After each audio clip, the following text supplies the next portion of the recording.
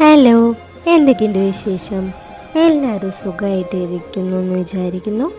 നമുക്ക് രണ്ടാമത്തെ പാർട്ടിലേക്ക് പോയാലോ? നമ്മുടെ നിഹാറ മൈ സ്റ്റോറി സപ്പോർട്ട് ചെയ്യാൻ മറക്കരുത് കേട്ടോ. ദേ അമ്മ അവിടെ ചെന്നിട്ട് അമ്മേൻ്റെ ഡ്രസ്സിങ്ങിൻ്റെയോ ഫാഷൻ സെൻസിനെ കുറിച്ച് ഞാൻ പറയും, എനിക്ക് നിന്നെ പേടിക്കേണ്ട കാര്യമൊന്നുമില്ല. ആദ്യം നീ മനുഷ്യന്മാരെ കൊലത്തിൽ നടക്ക്. ഇതൊരുമാതിരി അവൻ്റെ ഒരു പളപള ഷർട്ടും മുടിയും കമ്മലും മാലയും ഒരു കോലവും. നിനക്ക് മനുഷ്യന്മാർ നടക്കുന്ന രീതിക്ക് നടന്നൂടെ മാധു? ഇതൊക്കെ ഫാഷൻ അമ്മ, ഈ അമ്മയ്ക്കൊന്നും അറിയില്ല. നീയും നിൻ്റെ ഒരു ഫാഷനും കുളിക്കാതെ നനയ്ക്കാതെയുള്ള പെർഫ്യൂം മുഴുവൻ അടിച്ച് നടക്കുന്നതോടോ നിൻ്റെ ഫാഷൻ.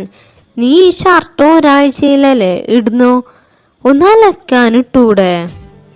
ഒന്ന് നിർത്തും അമ്മേമാനും. കാറി കയറിയപ്പോൾ തുടങ്ങിയത് അവരുടെ ഒരു വഴക്ക്.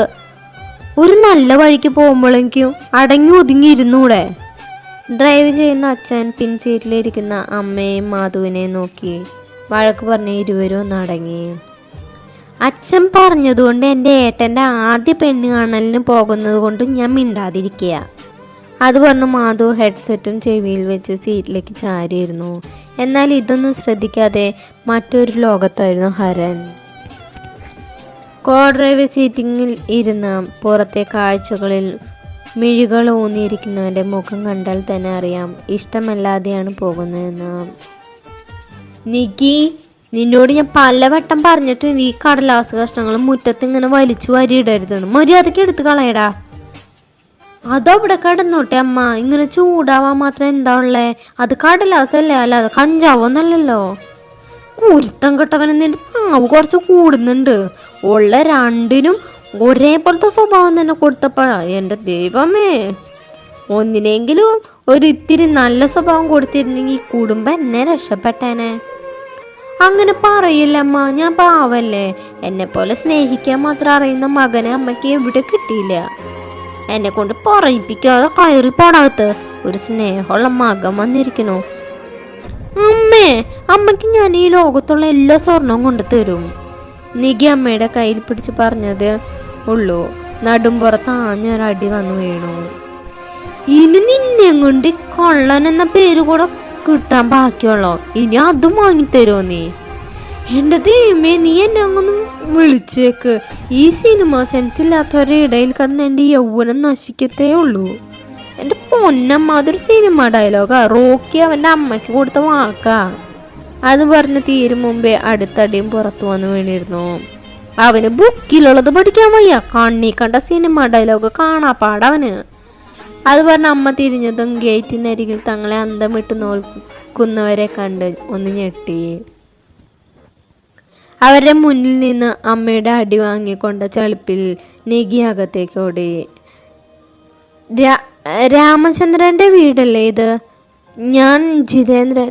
പെണ്ണ് കാണാൻ. ആദിത്യം ഒരമ്പരപ്പ് മാറിയതും ഹരൻ്റെ അച്ഛൻ പറഞ്ഞു. അയ്യോ, എനിക്ക് പെട്ടെന്ന് മനസ്സിലായില്ല. പിന്നെ ഇത്രയും നേരത്തെ വരുമെന്നും കരുതിയില്ല. നിങ്ങൾ കയറിയിരിക്കൂ. ഏട്ടൻ പാടത്ത് പോയിരിക്കുക. അവിടെ കൊയ്ത്ത് നടക്കാണേ. പണിക്കാരെ നിർത്തിയിട്ടുണ്ട്. അമ്മ അവരെ ബഹുമാനപൂർവ്വം അകത്തേക്ക് ക്ഷണിച്ചു. അമ്മേ, അമ്മയുടെ രണ്ടാമത്തെ ആള് പോകുന്നു. അവൻ പോകുന്നു നോക്കി മാധു പറഞ്ഞു. എന്ത്? അമ്മ പറഞ്ഞു. ഒരാളെ പോലെ 9 പേരുണ്ടെന്നല്ലേ? അമ്മയുടെ അതേപോലെ ആൻറ്റിയും. ഡയലോഗ് വരെ സെയിം ടു സെയിം ആണ്. മാധു കളിയാക്കിക്കൊണ്ട് അകത്തേക്ക് കയറി. കുറച്ച് കഴിഞ്ഞ് നികിയുടെ അച്ഛൻ പാടത്ത് നിന്ന് വന്നിരുന്നു. രാമചന്ദ്രന് 2 മക്കളല്ലേ? ഹരൻ്റെ അച്ഛൻ ചോദിച്ചു. അതെ, മൂത്തത് മോളാണ്, രണ്ടാമത്തെ മോൻ നികി. ഒന്നിങ്ങ് വന്നേ. അച്ഛൻ റൂമിലേക്ക് നോക്കി വിളിച്ചതും അവനൊരു പരുങ്ങലോടെ പുറത്തേക്ക് വന്നു. അല്പം മടിയോടെ എല്ലാവരെയും നോക്കി ഒന്ന് പുഞ്ചിരിച്ചു. എൻ്റെ അവസ്ഥ ഇതൊക്കെ എന്ന രീതിയിൽ മാധവും അവനെ നോക്കി ഒന്ന് പുഞ്ചിരിച്ചു. മോള് ഡിഗ്രി കഴിഞ്ഞു. ഇവൻ പിന്നെ എഞ്ചിനീയറിങ്ങിനാണ്, 2nd ഇയർ.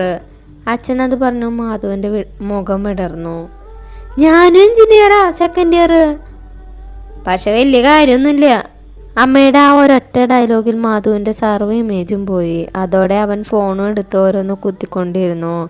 ഹരനാണെങ്കിൽ ആ വീടും മറ്റും ശ്രദ്ധിക്കായിരുന്നു.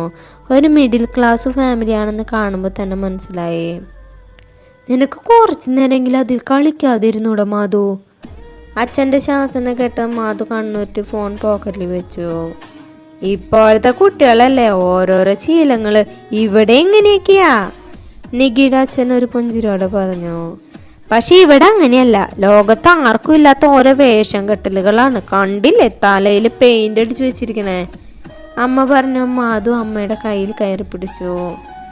എന്നൊന്ന് വെറുതെ വിട്ടൂടെ അമ്മേ, ഞാൻ കാലി പിടിക്കാം, മാധു പറഞ്ഞു.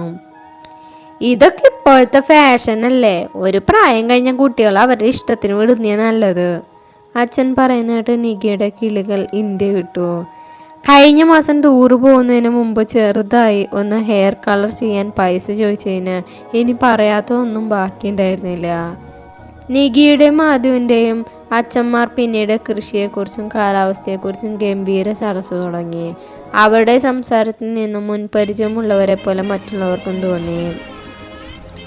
ഈ അഗ്രികൾച്ചർ ക്ലാസ് കഴിഞ്ഞെങ്കിൽ പെൺകുട്ടിയെ വിളിക്കാൻ പറയാമ്മ, വീട്ടിൽ പോയിട്ട് എനിക്ക് വേറെ പണികളുള്ളതാ, മാധു പറഞ്ഞതും അമ്മ അച്ഛനെ കണ്ണുകൊണ്ട് കാണിച്ചു. എന്നാ ഇനി പെൺകുട്ടീനെ വിളിച്ചാലോ? ആ രാധു, മോളെ വിളിക്ക്. ദാ ചായ കൊണ്ടു കൊടുക്ക്. അമ്മ അവളുടെ കയ്യിലേക്ക് ചായ ട്രേ വെച്ചു കൊടുത്തു. ഈ കല്യാണം നടക്കുന്ന അമ്മയ്ക്ക് തോന്നുന്നുണ്ടാ? ഞാൻ സമ്മതിക്കില്ല. ഇനി ഒരിക്കൽ കൂടെ എൻ്റെ ഇച്ഛൻ ഇവിടെ വന്ന് വിളിച്ച ഞാൻ ഇറങ്ങിപ്പോവും. നിങ്ങളുടെ കണ്ണീർ നാടകത്തിന് മുന്നേ ഞാൻ വീഴില്ലേനെ. നിതയ്ക്ക ഇച്ഛായൻ്റെ കൂടെ പോയിരിക്കും, വല്ലാത്തൊരു ഭാവത്തിൽ പറഞ്ഞ് അവൾ ചായയുമായി ഹാളിലേക്ക് നടന്നു. എല്ലാവർക്കും ചായ കൊടുത്ത് നിക്കിയുടെ അരികിൽ വന്ന് നിന്നു. മോളുടെ പേരെന്താ? അമ്മ ചോദിച്ചു. നിതിക. ഡിഗ്രി ഏതാ പഠിച്ചേ? BA ആയിരുന്നു. പിന്നീട് അവർ അച്ഛനോടും അമ്മയോടും ഓരോ കാര്യങ്ങൾ സംസാരിച്ചിരുന്നു. അവസാനം പറഞ്ഞു വന്നപ്പോൾ ഇരു കൂട്ടരും അകന്ന ബന്ധുക്കളാണെന്ന് മനസ്സിലായി. എടി ചേച്ചി, എക്സോ ആണോ സർഫ് എക്സലാണോ? നിഗി പതിയെ അവളോട് ചോദിച്ചു. ചായയിൽ ഈ സോപ്പ് പൊടിയൊക്കെ കലക്കുന്നത് 18ാം നൂറ്റാണ്ടിലെ ഐഡിയ. നമ്മൾ ന്യൂ ജനറേഷൻ അല്ലേ, അപ്പം ഐഡിയകൾ കുറച്ച് അപ്ഡേറ്റഡ് ആയിരിക്കണം. എന്താ നീ ഉദ്ദേശിക്കണേ?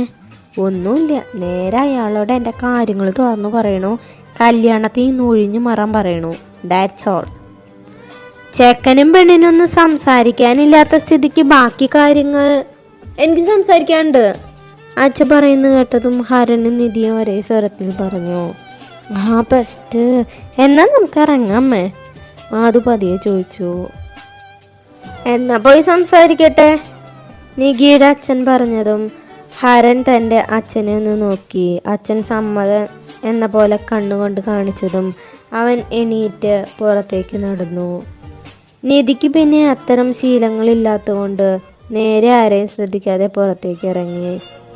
ഇത് തൻ്റെ രണ്ടാമത്തെ ചെറുക്കം കാണൽ ആയതിനാൽ നിധിക്ക് കാര്യങ്ങളെക്കുറിച്ച് ഏകദേശ ധാരണകളും ഉണ്ടായിരുന്നു. ഹരൻ നേരെ പുറത്തേക്ക് ഇറങ്ങി. മുറ്റത്തെ ഒരു ഭാഗത്തായി പടർത്തി വിട്ടിരിക്കുന്ന അമ്മയുടെ താഴേക്ക് നടന്നു. ഇന്നലെ ഇവിടെ നിന്നൊരു പാമ്പിനെ തല്ലിക്കൊന്നേ ഉള്ളൂ, അവനെ ഒന്നും പേടിപ്പിക്കാനായി നിധി പറഞ്ഞു. എന്നാൽ ഹരൻ വലിയ ഭാവവ്യത്യാസമൊന്നുമില്ലാതെ തലയ്ക്ക് മുകളിലായി വലയിൽ പടർന്നു കിടക്കുന്ന അമരവള്ളിയിലേക്ക് നോക്കി. ശേഷം കൈ കെട്ടി അകലേക്ക് നോക്കിയിരുന്നു. ഇയാളെന്താ പേടിക്കാത്തെ? കഴിഞ്ഞ ആഴ്ച കാണാൻ വന്ന അയാളോട് ഈ കാര്യം പറഞ്ഞപ്പോൾ അയാൾ പേടിച്ച് പിന്നിലേക്ക് ഓടിയതാണല്ലോ. ഇയാളിനി വല്ല പൊട്ടനാണോ? അതോ ഞാൻ പറഞ്ഞു കേട്ട് കാണില്ലേ? നിധികയുടെ മനസ്സിലൂടെ ഒരുപാട് ചിന്തകൾ ശരവേഗത്തിൽ കടന്നുപോയി. എനിക്ക് കല്യാണത്തിന് തീരെ താല്പര്യമില്ല, അതുകൊണ്ട് ഇയാൾ എന്നെ ഇഷ്ടപ്പെട്ടില്ല എന്ന് പറയണം. ഇയാൾക്കും ഇതിൽ താല്പര്യമില്ല എന്ന് എനിക്ക് മനസ്സിലായി, ഹരൻ പറയുന്ന കേട്ട് നിധി ആകെ ഞെട്ടി. ശേഷം മുഖത്തൊരു പുഞ്ചിരി വിടർന്നു. സമാധാനം, ഞാൻ ഇതെങ്ങനെ പറഞ്ഞു തുടങ്ങുന്ന ചിന്തയിലിരിക്കുകയായിരുന്നു. Anyway thanks. വെൽക്കം. പ്രത്യേകിച്ച് ഭാവവ്യത്യാസം ഇല്ലാതെ അവൻ പറഞ്ഞു. ഇയാളുടെ പേരെന്താ? എന്താ ചെയ്യണേ? ഹരൻ ഇന്ദ്രജിത്ത്, ജേർണലിസ്റ്റാണ്. ന്യൂസ് ഇന്ത്യ മീഡിയയിൽ വർക്ക് ചെയ്യുന്നു. നിച്ചു കഴിഞ്ഞില്ലേ? അച്ഛ വിളിക്കണോ? നികി പുറത്തേക്ക് വന്നുകൊണ്ട് പറഞ്ഞു. വരൂ. നിധി ഹരനെ നോക്കി പറഞ്ഞ് മുന്നോട്ട് നടന്നു. ശേഷം പെട്ടെന്ന് എന്താ ആലോചിച്ച പോലെ തിരിഞ്ഞു. തനിക്ക് ഇതിനു മുന്നേ എന്നെ പരിചയമുണ്ടോ?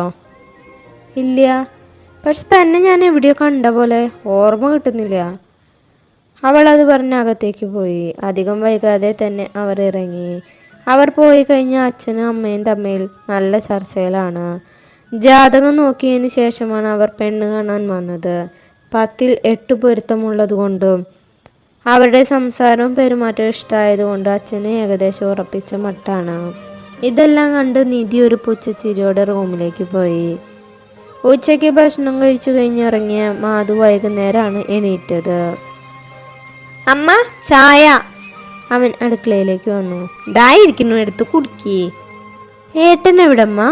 അവൻ മുറ്റത്തുണ്ട്. ഓ, ഇന്ന് ഞായറാഴ്ചയാണല്ലോ അല്ലേ? ആ പുരാവസ്തു തൂത്തു കൊടുക്കായിരിക്കും. ഡാ, അയ്യോ സോറി, ഏട്ടൻ്റെ പുണ്യനിധി തുടക്കായിരിക്കും അല്ലേ? അവൻ കൈ ഊപ്പിക്കൊണ്ട് പുറത്തേക്ക് ഇറങ്ങി. ഏട്ടനോട് ഞാൻ എത്ര കാലമായി ഈ കുടുകുടു വണ്ടി മാറ്റി വല്ല സൂപ്പർ ബൈക്ക് എടുക്കാൻ. KTM മതി, ഇപ്പം അതാ ട്രെൻഡ്. മാധു അത് പറഞ്ഞ ഹരൻ അവനെ ഒന്ന് നോക്കി ഒന്ന് കണ്ണുരുട്ടി. അല്ലെങ്കിൽ ബുള്ളറ്റ് എനിക്ക് നല്ലതാ. ഏട്ടൻ എന്തായാലും ഇത് യൂസ് ചെയ്യുന്നില്ലല്ലോ. ഞാൻ കോളേജിൽ കൊണ്ടുപോയി ഒന്ന് ഷൈൻ ചെയ്യട്ടെ. എൻ്റെ സ്കൂട്ടിക്ക് ഇപ്പോൾ പഴയ പോലെ പുള്ളിങ്ങില്ലാന്നേ, മൈലേജും കുറവാ. തരില്ല, നിനക്ക് ഇതുപോലെ ഒരെണ്ണം ഉണ്ടായിരുന്നല്ലേ, എന്നിട്ട് ഇപ്പം അതെവിടെ? ആ വർക്ക്ഷോപ്പിൽ ആക്രിയായിട്ട് കിടക്കല്ലേ. അതെൻ്റെ കുട്ടിയല്ലല്ലോ ഏട്ടാ, എൻ്റെ ഫ്രണ്ടുകാരനല്ലേ. ഒരു റൗണ്ട് ഓടിക്കാൻ ചോദിച്ചപ്പോൾ തരില്ല എന്ന് പറയാൻ പറ്റുമോ? എന്ന് വെച്ചിട്ട് കള്ളും കഞ്ചാവും അടിച്ച് നടക്കുന്നതിൻ്റെ കയ്യിലേക്ക് ആരെങ്കിലും സ്വന്തം വണ്ടി കൊടുക്കുമോ? അന്നങ്ങനെ പറ്റിപ്പോയിന്നേ. പോയ ബുദ്ധി ഇനി എലിഫൻ്റ് വലിച്ചാലും വരില്ലല്ലോ. ഏട്ടന് വണ്ടി എനിക്ക് തരുമോ? ഇല്ല. അവൻ വണ്ടിയുടെ സീറ്റ് തുടച്ചുകൊണ്ട് പറഞ്ഞു. ഏട്ടനല്ല ഞായറാഴ്ച ഇതിങ്ങനെ തുടച്ചു വൃത്തിയാക്കുക എന്നല്ലാതെ ഓടിക്കാറില്ലല്ലോ. അപ്പം എനിക്ക് തന്നൂടെ? ഇതൊഴിച്ച് വേറെ എന്ത് ചോദിച്ചാലും തരും. അല്ലെങ്കിലും ആർക്ക് വേണം ഈ പഴഞ്ചൻ വണ്ടി? റോയൽ എൻഫീൽഡൊക്കെ ഇപ്പോൾ ഔട്ട് ഓഫ് ഫാഷനാ. വെറുതെ സൗണ്ട് പോപ്പുലേഷൻ ഉണ്ടാക്കാൻ. ഒരു 10 കിലോമീറ്റർ ദൂരത്ത് നിന്ന് തന്നെ വണ്ടി വരുന്നുണ്ടെന്ന് മനസ്സിലാവും. കൂടു കൂടു കൂടു കൂടു. മാധു ആവശ്യത്തിലധികം പുച്ഛം വരുത്തിക്കൊണ്ട് പറഞ്ഞു. നീ അധികം പുച്ഛിക്കണ്ട. ഹൃദയമുള്ളത് കൊണ്ടാണ് അത്രേ ബുള്ളറ്റിന് ഈ കുടുകുടു ശബ്ദം. ഇനി നീ എന്തൊക്കെ പറഞ്ഞാലും എത്രയൊക്കെ പുച്ഛിച്ചാലും ഇതിലെ യാത്ര അത് വേറൊരു ഫീലാ, വേറൊരു വൈബാ. അവൻ ബുള്ളറ്റ് ഒന്ന് സ്റ്റാർട്ട് ചെയ്ത ശേഷം അത് പോർച്ചിലിൻ്റെ ഒരു ഭാഗത്തേക്ക് വെച്ച് കവറിട്ട് മൂടി. എന്നിട്ട് എന്താ ഏട്ടനിപ്പോൾ ഇത് ഓടിക്കാത്ത? മറുപടി ഹരൻ ഒന്ന് പുഞ്ചിരിക്കാൻ മാത്രം ചെയ്തു. അതൊക്കെ വിട്ടേക്ക്. ആ ചേച്ചി എങ്ങനെയുണ്ട്? എന്തായിരുന്നു ആ ചേച്ചിയുടെ പേര്? എനിക്കറിയില്ല. ഹരൻ താല്പര്യമില്ലാതെ പറഞ്ഞു. നിച്ചുന്നാ വിളിക്കുക. കാണാൻ കുഴപ്പമില്ല, ചെറിയ ചേച്ചിയാ. ഏട്ടനേക്കാൾ ഹൈറ്റും തടിയും കുറവാ. പിന്നെ ആ ചേച്ചിയുടെ ബ്രൗണിഷ് ഐസാണ്.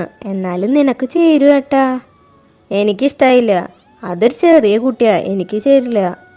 അതിനിപ്പോൾ എന്താ, ഷോർട്ട് ഗേൾ അല്ലേ ഇപ്പോഴത്തെ ട്രെൻഡ്. നല്ല കുട്ടിയാ. അത്രയ്ക്ക് ഇഷ്ടമായിച്ചാൽ നീ അങ്ങ് കെട്ടിക്കോ, ഹരൻ പറഞ്ഞു. എനിക്ക് കുഴപ്പമൊന്നുമില്ല. എന്നേക്കാൾ 2 വയസ്സ് കൂടുതലാണെങ്കിൽ ഇന്നത്തെ കാലത്ത് വയസ്സൊരു പ്രശ്നമല്ല. പക്ഷെ അച്ഛനും അമ്മയും സമ്മതിക്കുമോ? കയറി പോടാത്ത്. അവന് സ്വന്തം കാര്യം നോക്കാൻ കഴിയില്ല, എന്നിട്ട് ഒരു പെണ്ണിനെയും കൂടെ. പണ്ടി തുടച്ചിരുന്ന തുണിയെടുത്ത് ഹരൻ അവനെ എറിഞ്ഞതും മാധു അകത്തേക്ക് ഓടി.